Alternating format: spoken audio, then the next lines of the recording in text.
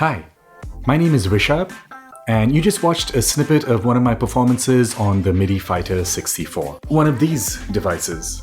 As you can see, it's quite minimalistic, and I like that because it kind of forces you to be creative, at least in my opinion, but it also looks kind of cool. 90s nostalgia all the way. Alright, now if you're interested in learning about how I put together that performance piece, stick around and I'm going to show you.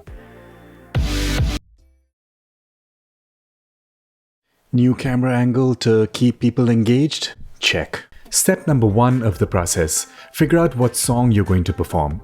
I went with the Chainsmokers' Push My Luck, a very relatable track. Now, I want the vocals separate from all the other instruments.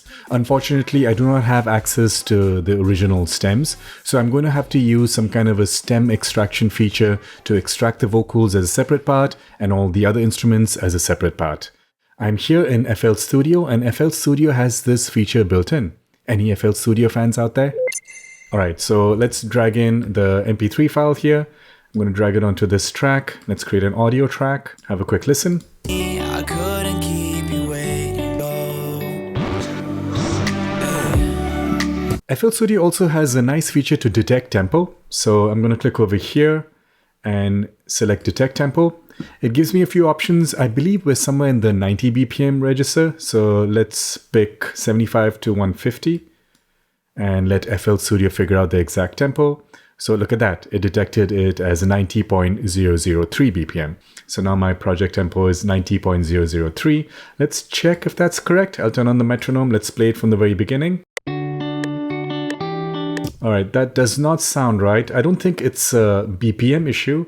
I just think that we're not starting at the very beginning. As you can see here, the waveform clearly shows that we're starting the audio a bit later. So here's a little trick. Hold down Shift on your keyboard and use the scroll wheel on your mouse to nudge the waveform right to the beginning. I think that should be good. Let's test this out again. That sounds better.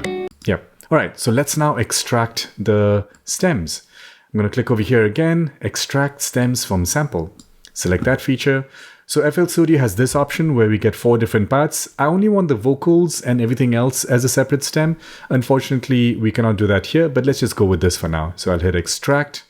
Now this does take some time, so be patient and we'll come back 5 minutes later. All right, here we go. The stems are extracted. I have my original track and the separate 4 stems. Let's have a quick listen. Yeah, I'm dying to. All right, sounds good, but let's hear the vocals separated. Yeah, I'm dying to.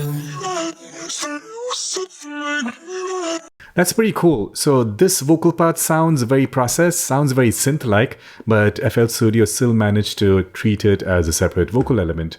Let's hear the more traditional vocal parts of the song. Think I might push my luck with you. Did you say that you got nothing else to do? That sounds very, very clean. All right, so this is great. Let's go ahead and save this as a separate vocal stem.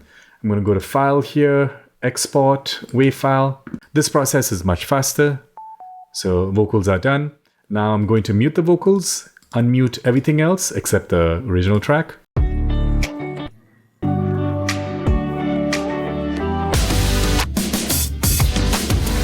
So this is basically the backing. Let's go ahead and extract this or export this as a separate file. Export WAV file, hit start, and this also gets done fairly quickly. All right, we're done with step number 1. Step number 2 of the process, and also different camera angle. We're in Ableton Live right now. This is the main DAW that's going to be used for the actual performance. This is called Session View in Ableton Live. If I hit the Tab key on my keyboard, we can switch over to Arrangement View. I'm going to set up everything in Arrangement View. So let's bring in those audio tracks that I created in FL Studio into Ableton Live here. So I'll just drag this in. All right, so that's good. Let me drag it all the way to the beginning. And let's set the BPM over here to 90. As we discovered, the BPM is 90 for this specific song. And let's have a quick listen. I'll turn on the metronome here and let's have a listen from the middle somewhere. Do you mind if I see you tomorrow? Sounds perfectly aligned up. Yeah, I know, yeah. Else to do. Said okay if I stay, cause I'm dying to. Alright, now we're going to chop up the audio into small segments and place it into a sampler. Now, every DAW, just like Ableton Live, will let you chop up audio based off of a grid. So let's say quarter notes, eighth notes, or 16th notes. And we're definitely going to do that, but we're also going to try and match what's happening musically in the phrase, because most musical phrases won't be 16th notes throughout or quarter notes throughout. So if we follow this, the resulting performance can look and feel a lot more musical as well. All right, so let me give you an example of what I'm talking about. So I want to chop up maybe this section here.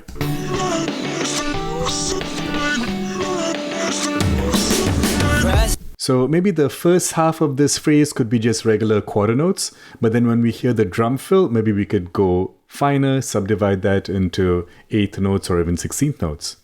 All right, so how do we chop this up? Firstly, I want to change the grid. I can right click in the background here and change the grid to a quarter note. And now I can use the key command E on my Mac to slice up the audio. All right, so this is the vocal part that I'm slicing up, and this is the instrument part. Now, I want to place this into a sampler. I'm going to use what's called a drum rack. So under the drums category here, there's this device called drum rack. I'll just drag this into the blank area over here. All right, so let's now place these samples into the drum rack. So I'm going to make sure that the drum rack is visible, and then I will drag the segment that I've sliced up and drop it into any of these cells. They're all labeled based on the note name. I'll drop it on C1 here. Maybe this one can be placed right next to it, C#1. This one is D1, and this one can be D#1. Now, this part over here, I'm going to slice up differently. So as I mentioned, I want to slice up the drum fill. So maybe this first segment I'll keep as a quarter note. And then here, let's further subdivide it. Let's change the grid to an eighth note. So that's definitely just an eighth note, but here it looks like we have 16th notes. So I'm going to further subdivide the grid into 16th notes. Yeah, I think all these individual hits.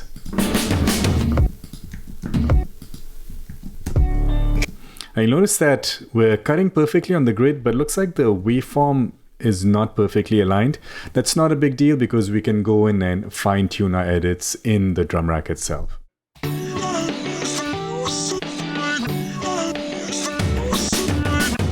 Cool, so that's working well. I may want to edit the samples and fine tune the start points or the end points, but that is pretty much it for step number 2. Step number 3, practice the routine on the Midi Fighter. For some inspiration, let's get my friend in here.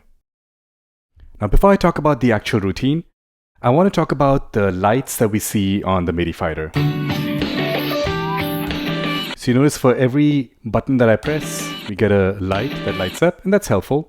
And that's happening because I've set up a separate MIDI track here in Ableton Live that's receiving MIDI from the drum rack that has all the samples. And it's sending MIDI back to the Midi Fighter 64 on channel 3, and that makes the LEDs light up. And on top of it, I also have this MIDI effect track to make that look even nicer by activating additional lights. Now, I'm not going to go over creating these light patterns because that will take up quite some time. If you're interested in learning about this, do let me know and I could probably do a separate video on that. All right, I'm going to keep this MIDI effect track off so we can just focus on the performance and not get distracted by the lights. Now, one more thing I do want to talk about before we get into the performance is this choking feature.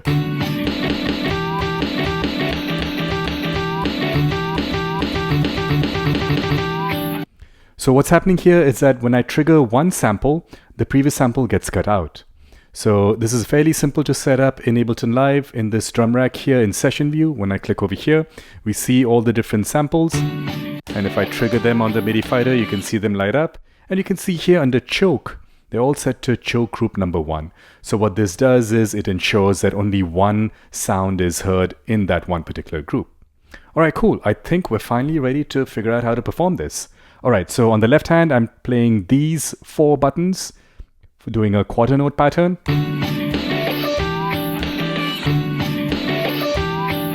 Simultaneously, on the right hand, I'm doing this pattern. Together.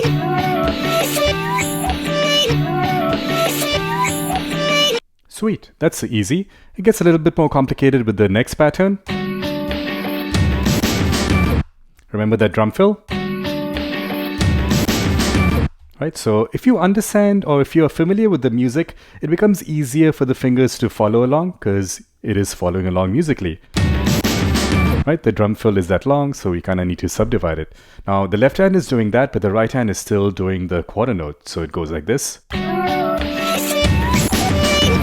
So it might take a while for you to get your left and right hand to be a bit more independent to play something like this. All right, after that, what happens after that? We move on up top here, and after playing these 4 samples, we move across over here and trigger these 3 samples. So that's the very first combination. Now right after, let me do the left hand first. So there's a little triplet shape here.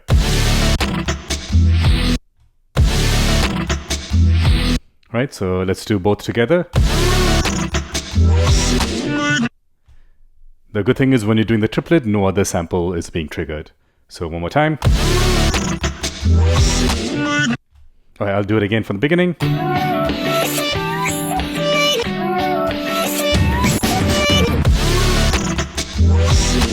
And then we move on to the next pattern where we come back down to play those 4 samples over here, but the left hand moves further along. A little bit more syncopation happening here, so that downbeat is completely silent, or there's a rest there. Oops, starting from here. Wait, where am I starting from? I'm lost. It is from here, okay. Alright, so let's do that together. Right, so the right hand is still doing the same pattern. One last time. And then we move further up. Now for this, let me do the right hand first because the right hand does a little bit more of a complex thing. Right, so there's a vocal snippet here. So it's, instead of doing the whole 4-note pattern, we just do 2.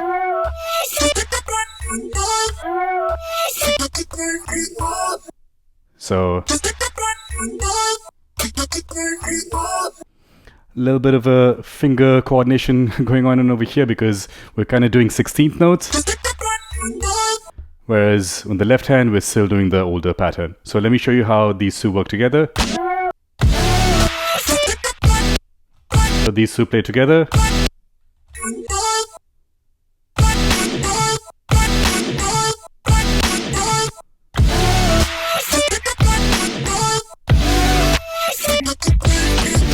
This one's a little different.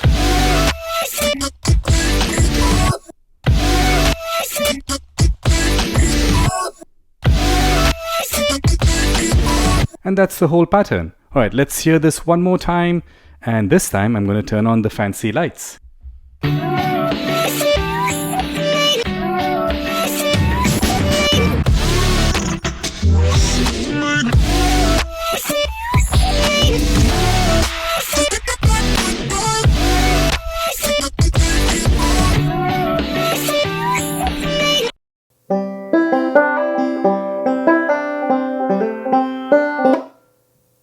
I thought we were done.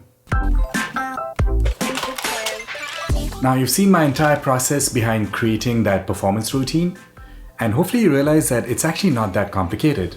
I mean, all I did was take an existing song, chop it up into smaller components, and then just play it back as is. It would be a lot more fun to combine a variety of different songs, maybe 10-15 different songs in one composition, kind of like a mashup. But for now, this is a good starting point. The project file is available for you to download. You don't need to have one of these to play with the project file. You can use whatever controller you have access to. So give it a shot. I'd love to hear and see your interpretations of this piece. I hope you found this video helpful. This is Rishabh signing off, and I'll see you in the next one.